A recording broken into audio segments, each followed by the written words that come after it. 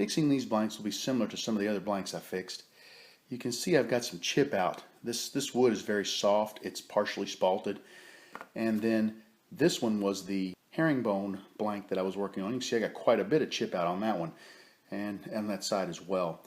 I'm going to go ahead and use a little thin CA glue, and what I'm going to do is drool it on the ends to stiffen up the wood fibers. Then we're just going to take these to the sander and sand them down like we did the other blanks, and we should be able to get a nice flat surface, and these will be ready to turn. I just like to put the CA on there. There we go. And I like to let it soak in a little bit.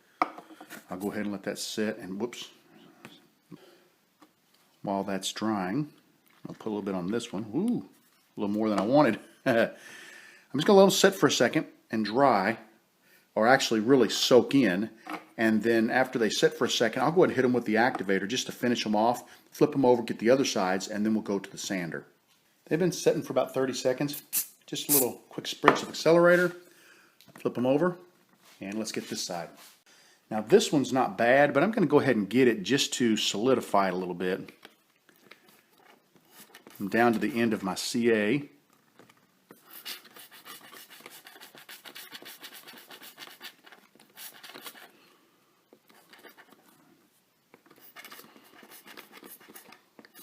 Alright, let that set and we'll hit it with some accelerator. Once again, about 30 seconds has passed. Quick shot. Now what this does is, I hope I explained it well, but it locks together all of the fibers at the end of the wood. Now I'll do this a lot, and I didn't do it on this blank, and I should have. Hindsight's 20/20, but before I take them to the barrel trimmer, if I have punky wood or spalted, partially spalted wood, just wood that's soft and spongy, I usually will go ahead and put some CA on there to solidify those fibers, because it'll soak down, the thin will soak down into the wood, and it usually gives me a much cleaner trimming. In this case, I didn't do it, and what I ended up with was tear out. So now that I've got that taken care of, I'm going to run over to my sander. I won't film this part because you saw me do it on the slimline blanks I worked on before, but I'm just going to run over to the sander and sand both ends of these two blanks perfectly flat. Fresh from the sander, you can see that I have beautiful finish on both ends, nice and flat, and no tear out. So these are ready to go to the lathe.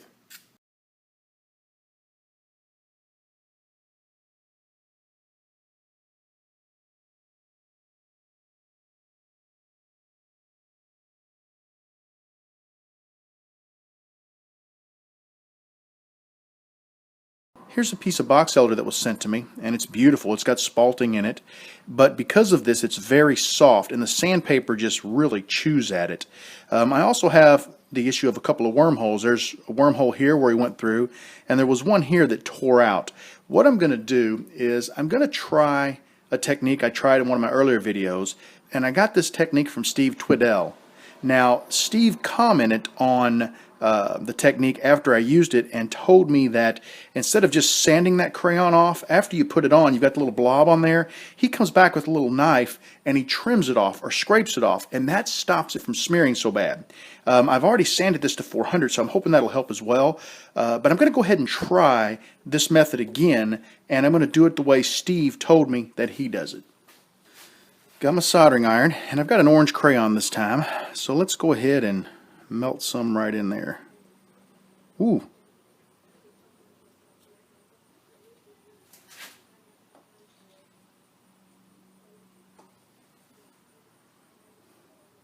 Soldering iron gets really hot. It melts this crayon super fast.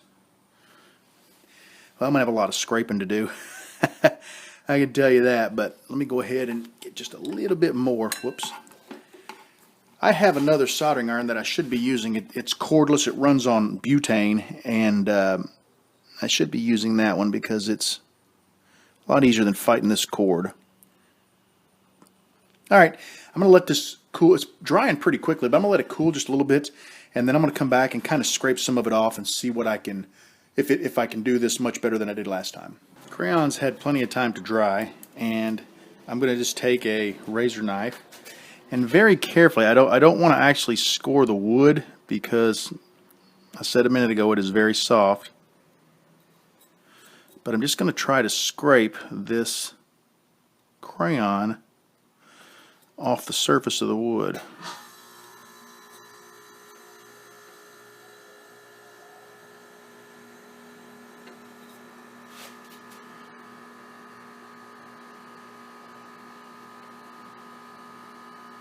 Ooh, start to take a little nick out there. Don't want to do that.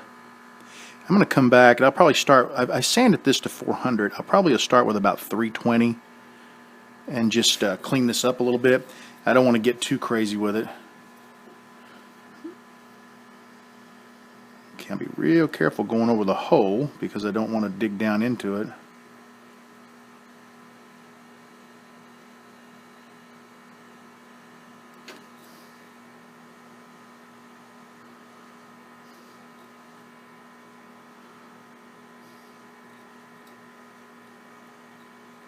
Okay, we're doing pretty good so far.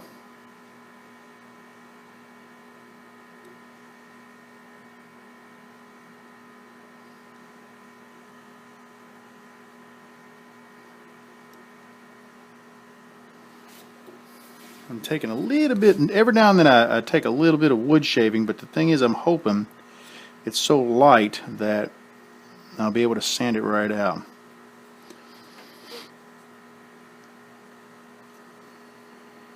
Okay. Coming up on the second, or the exit hole, or entry hole, I'm not sure which one it is, but the worm went all the way through on this one, so. I like these little hobby knives. I picked this up at the hobby store many years ago in the model car section, but I like the point on it that I can really get down into a tight area with this.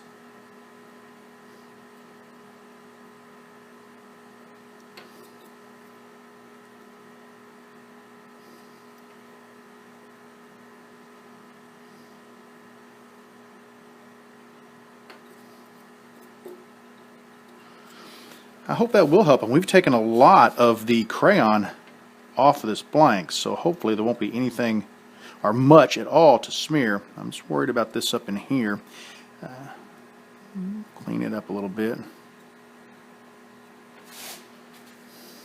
Okay, not bad at all. Get back over to this side and let's try to clean up some of this. This one was a big one.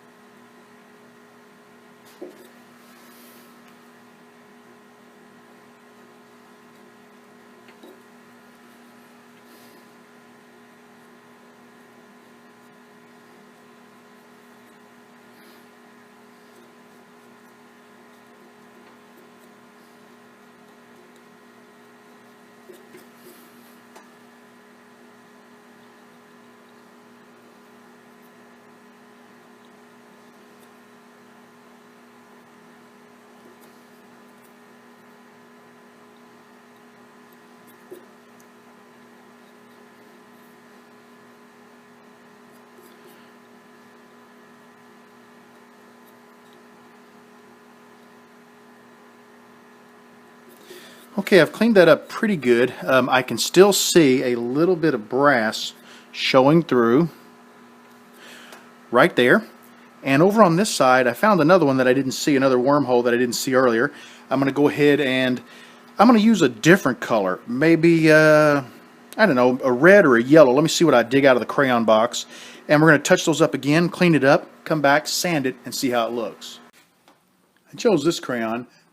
My kids asked me to use the broken ones instead of the good ones, so this was the closest thing I can get to red. Well, it actually says red violet, so that's pretty good. So I'm just going to put a little dot of it down in here.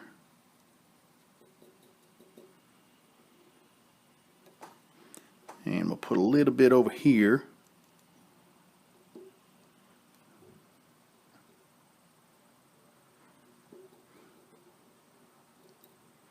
There we go. Trying to be a little neater this time than I was the first time. I think that looks pretty good. We'll give it a second to cool. I'll clean it up one more time and we'll sand it down. Back for a little cleanup. I'll be real careful on this one because I don't want to get down below the surface again and have to fill a third time.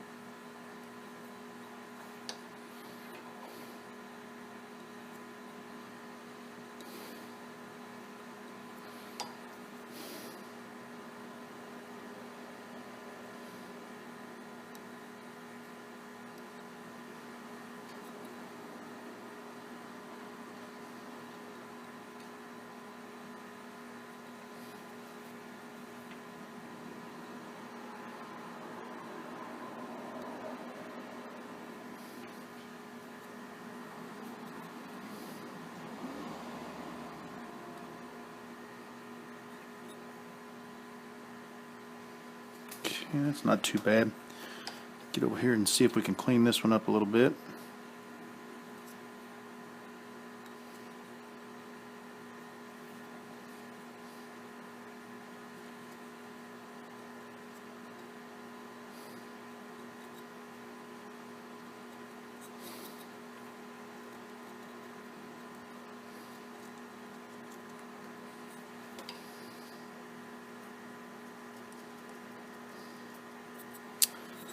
All right, I'm hoping that with this blank being sanded to 400 before I put the crayon on, that it would have closed up some of the grain, and by cleaning this off a little bit, that's going to also help keep this from smearing in.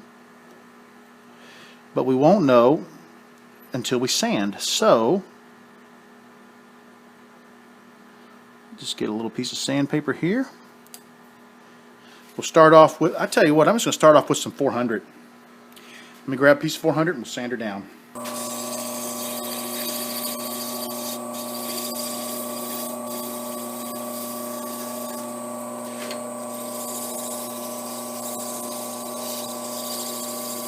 Trying to keep the paper moving so that I don't pick it up on the paper and smear it back on the blank.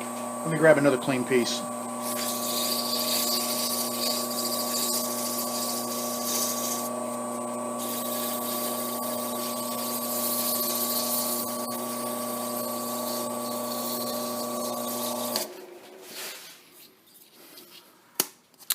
I tell you what, I've got it sanded down a little bit. I'm going to go ahead and move up to 320.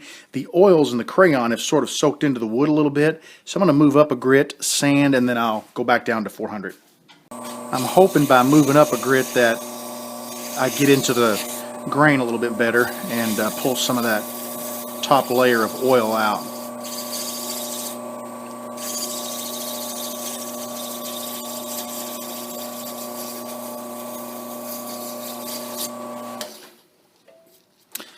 It's helping a little bit.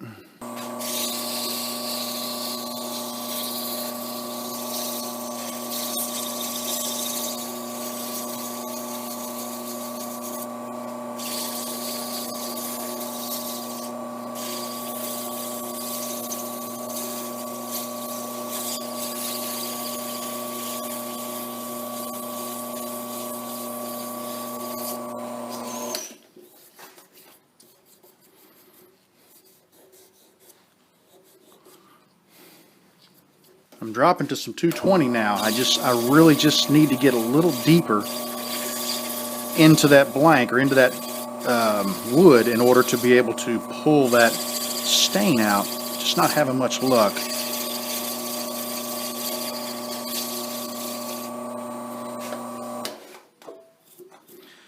That's a little better. I'm starting to lose the stain now, which is what I want. So let me keep hitting it with 220, and then we'll run back through the grits.